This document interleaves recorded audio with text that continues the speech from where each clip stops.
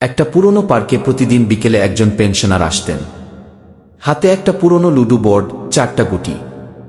খেলার সঙ্গী কেউ নেই, তবুও তিনি একাই খেলতেন। একদিন এক ছেলে জিজ্ঞেস করল, চাচা, একা একা কেন খেলেন? পেনশনার হালকা হেসে বললেন, এই গুটিগুলো আমার জীবনের দিন। তিনি গুটি ফেলেন। 1 উঠলে বলেন, এই দিনটা কষ্টের ছিল। 6 উঠলে বলেন, এই দিনটা আল্লাহ অনেক কিছু দিয়েছেন। গুটি ধীরে ধীরে এগোয়, কখনো সাপ, কখনো মই। তিনি বলেন, জীবনটা একটা লুডুর বোর্ড। চাকরি জীবনে যেমন হঠাৎ নিচে নেমেছি, আবার হঠাৎ ওপরে উঠেছি, এই লুডুর মতোই।